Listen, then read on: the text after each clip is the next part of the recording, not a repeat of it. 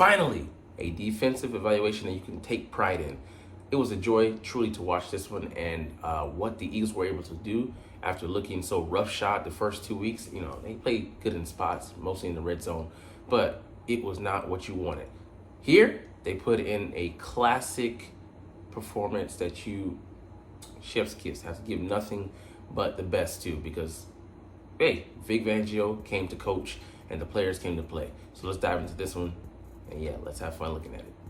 What's up, it's your boy Centron, come back at you with another analysis video in the kitchen. That's my real name. Eagles film analysis, defensive takeaways from the win over the Saints, man. And they came out and dominated in this one. If it wasn't for bad offensive decision making by the head coach, we would have maybe been looking at this one as a overall, one of the best performances of the season. All right, let's dive into it. So he was critical of the Eagles last week and the week before because we looked atrocious. It looked like shredded cheese out there, getting our butts handed to us in the run game. But anyways, completely different. Like, you were definitely watching a different team.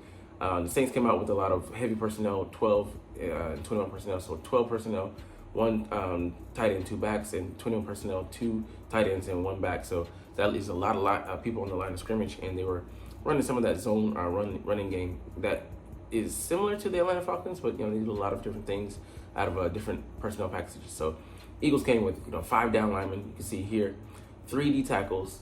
So I think that's Jordan Davis, then that's Jalen Carter, then Milton Williams, I believe, on the right, then Josh Sweat, and then I almost said Zach Bond,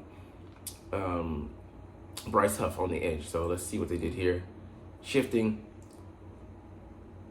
Just getting after it. Jordan Davis has a nice push, but allows the linebackers just to stay clean. You can see just and Kobe Dean just flowing to the ball there. He's protected. So excellent. They were keeping the guys clean at the second level, and those guys were making decisions, being decisive and just flowing and just bringing the wood to the ball carriers. Pause. Chiefly Alvin Kamara. He had like, I think, 3.3 yards per carry, where he was coming in at 5.7. So definitely a stellar banner day from them. Just like they said, getting physical and setting the tone. So they didn't allow them to reach the second level, putting a man on a man. Didn't allow them to get up to that second level. They had to be aware of guys like Jalen Carter, who destroyed the game plan. Was on 18 and 19 plays, which is insane for anyone to make that number of plays on like 52 snaps, which is crazy. All right, anyway, let's get to the next one. Zach Bond. He was the chess piece, the queen, able to rotate from linebacker to edge player and then back, and then that allowed other guys to shift over. And then it was last minute late shifts as well that didn't allow the Saints to be pre-prepared for us, giving them a different pre and post snap picture, which blew up their plans quite literally. All right, you can see he's changing before the snap. It's testing their ability to communicate on the fly, which is just not always going to be good because snap judgments in situations, how you might react. You don't know how you're going to react, and you think you might react this way, but until you've seen it, you don't know. So Kobe Dean flowing here. You can see him here in the middle.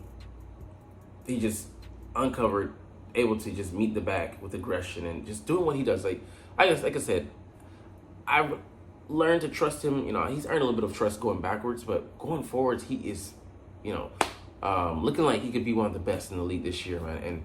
And he had 8 tackles. Bond had double digits. I think it might have been another 13 or so. But those guys are just fast, flowing, and hard hitting, setting the tone. So he's avoiding the offensive lineman. These guys, let's see, you can look at it, see who's keeping them clean here. They're just tying those guys up, man. Another guy getting into the backfield. I think that might have been Brandon Graham. Just, when they go heavy and, kind of, not NASCAR package, but Brandon Graham's on that line, he's another key piece we're going to highlight later. He's 36 years old, playing a key role in, his swan season.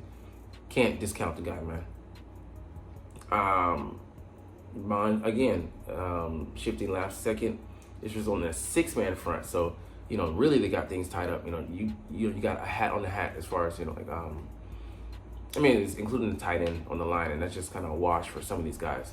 But, you know, Brandon Graham and Jalen Carter dominating on their one-on-one matchups. You put those guys one-on-one, they're most likely going to win. You know, BG with his experience and still, you know, he has a good skill set. And Jalen Carter being the young pup, but he just, I mean, he used to see him like swiping the hell out of people. I'm like, bro, is that league? I thought they threw that out, you know, years ago. But he just, you know, embarrassing people. And he's been doing this since week 1, but he just hasn't been consistent. So you can see him here. There he is, you know, shifting over, like, see that late adjustment. He just throwing his guy off, and then him and BG just meeting at the running back, collapsing. That's just not fair. Let's just see what BG did. So shifting over, and it allows Brandon Graham to shift over, you know, late. And then that's after Carr check, so he kind of like sees the picture, he just stepped the ball. And then just Brandon Graham looping around, like, just excellently, man. He knows where, you know, the bells and whistles are, knows what to do, and, you know, you can't replace that experience, which is why I agree. We're gonna be pressed to replace him when he does and hang it up, you know, after this year, because who has his size, who has his strength? He looks like a bear out there, man. Not overly, you know, muscular, fast twitch, but he's Johnny on the spot. You know, he knows where to be, and he's so versatile with that inside outside versatility. He can play edge or he can play interior. He's too fast for guards. I know I posted a few plays on Bond moving to edge already, but I can't help it. Yeah, man. I mean, it's excellent. Milton Williams, you know, getting a shout out here too. Him as an edge defender, he runs a 4.62. He's not as displaying athletically as, you know, his numbers dictate he should be, but, you know, he's giving you size out there, and I love that Vic Fangio's finding problem solutions with him being the, you know, 21 plus year coordinator / head coach guy out there, the, you know, experienced coordinator with head coaching experience as well. But he, in lieu of us having, you know, like not having guys that are ready, like Jalix Hunt on the edge, and not as sizable, but, you know, speedy, and Nolan Smith, using guys like, you know, Brandon Graham on the inside, using guys like Milton Williams, who can be a tweener because he's 290, bordering on 300 pounds, but he, you know, runs, you know, like some linebackers do, which is crazy. So using his athleticism on the edge when we have, you know, a lack of talent there, or a lack of prepared talent, seasoned talent, I should say, you know, just really is a cool chess move. All right, so you can see him there pressing the guy, and he just gets off. He makes that play. He makes him have to string it out there because he has no option, you know, no cutback option. He's in his face, and he's a bigger man. Bigger man wins, and he just makes him string it out. And you got other guys coming in and like Slay on the edge. I mean, just overall, just a masterclass in how to play, you know, the Saints run game. All right, so Zach Bond can also carry wide receivers, and it's criminally insane that he's making 1.6. And definitely, I'm gonna get into it short, but we need to extend this man because quality linebacker play hasn't come across us that often, and we let a guy go in TJ Edwards, who went to the, you know, the Windy City and started there. You know, I think it was like top 10 linebackers in PFF grade, and take with a grain of salt, but, you know, like, he was pretty damn good. And this year he's also having, you know, he started out pretty strong as well. So we're missing a guy like that, but definitely don't want to let a versatile, not too old, I think he's maybe 26, 27, guy who, you know, has a huge skill set that can be, you know, a low-key Patrick Queen for us, you know. I'm not saying he's that, but he has potential. He can still get better. He's an inexperienced player in the position that he's playing on the inside. But he has so much going for him.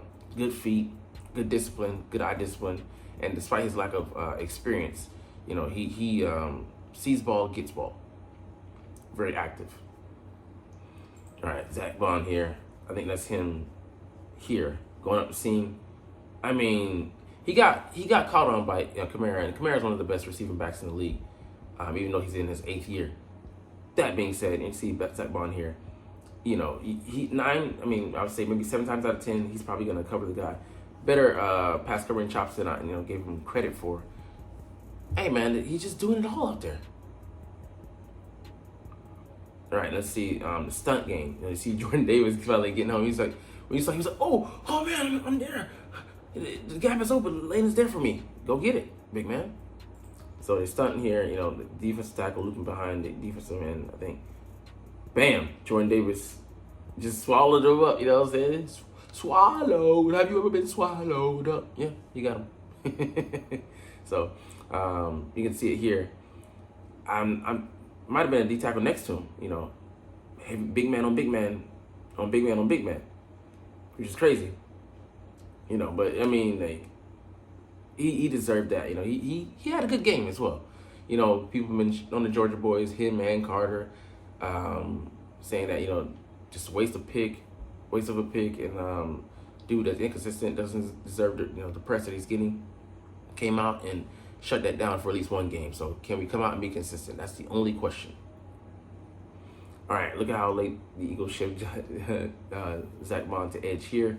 And then, C. Milton Williams to edge again. And then Jalen Carter rest and play. So, I mean, the 5-man fronts. We'll see what, they do against the Bucs. We have 11 personnel, 1 tight end, 1 back, and then 3 wide receivers. It'll be more similar to the Falcons game, and they have better talent on the interior and exterior than the Falcons do.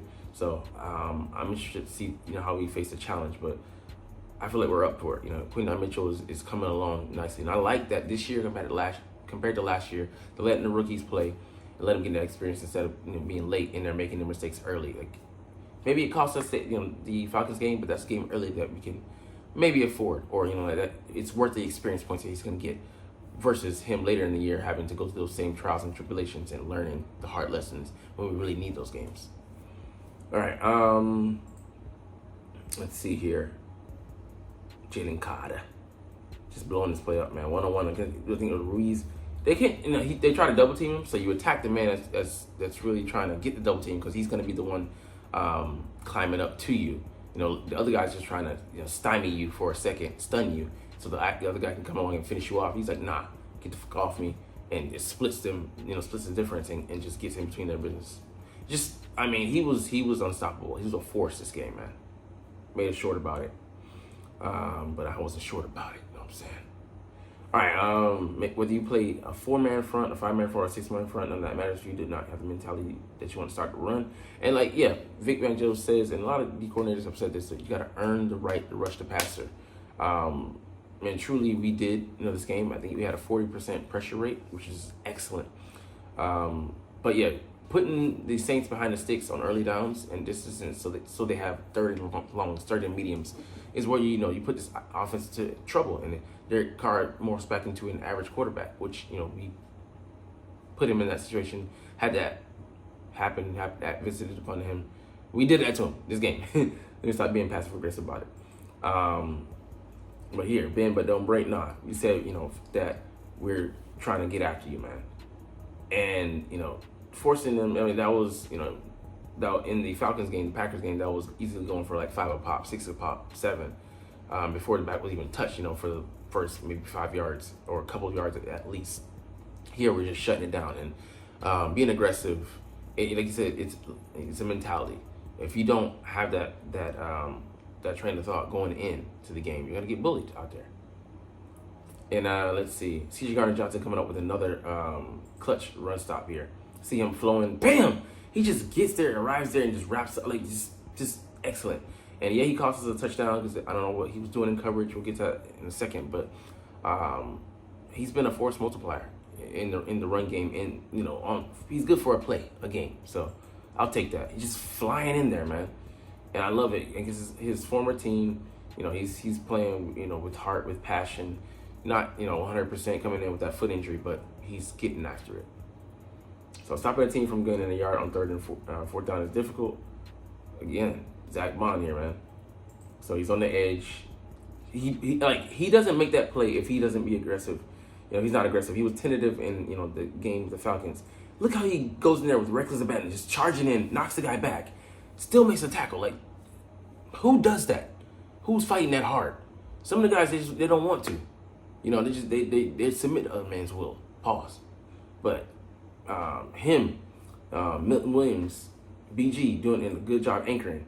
See, bam, not letting him get pushed, himself get pushed around. You see Milton's there pushing at the point.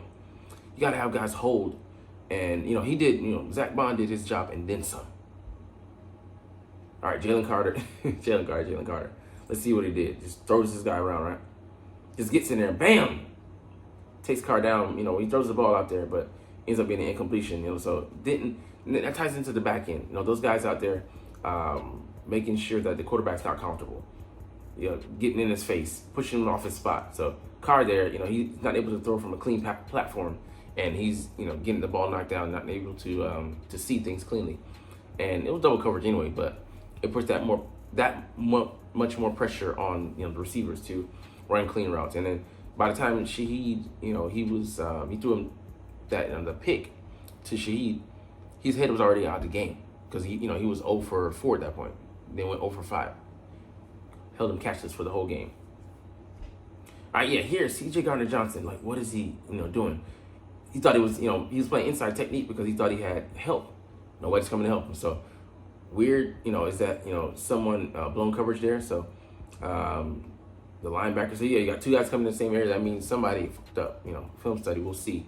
But yeah, you can't have guys in the same area, man. That just means somebody, made a mistake, blown coverage. So hopefully they get that sorted out because CJ, again, has another touchdown. I think that's 3 for 3. He's got the, one short to win these pack, 4 for 4. All right, but let's end on the positive note here. Brandon Graham did getting this pressure. And then you can see, it ties into Reed Blankenship getting this pick here. So, bam, you can see him getting after him. And, it leaves Reed Blankenship open to get that pick there. Another diving interception, similar to Tampa Bay game last season, similar to the pick he had earlier this year. So, let's see, I think, where's Brandon Graham coming from? Bam! Right up the middle. Like, just, you got people in his face, make Derek Carr uncomfortable, and he just chucks that and ends up being a pick, man. But interesting to see, a very different style of offense we're gonna play with the Bucs. But how do we, face them? How, what problems do we present them? And how is Vic Fangio gonna approach, this problem known as the Bucs? Because they have some good receivers. Their lead running back might be out, but we'll see if that affects the game plan as well, them having a poor rushing game. Anyways, we'll get to the offensive side tomorrow, but hey, you're not even watching though, but it's all good because I love talking about the freaking stinking Philadelphia Eagles, and I love making these videos. So officially, we're gonna chunk deuces, but as always, shut up, PlayStation 4. It's fly Eagles fly, and let's motherfucking go! Like, comment, share, subscribe if you want. Thanks for watching. Check me out at Centron Anime, Centron Life, or Centron Laughs, or other social media.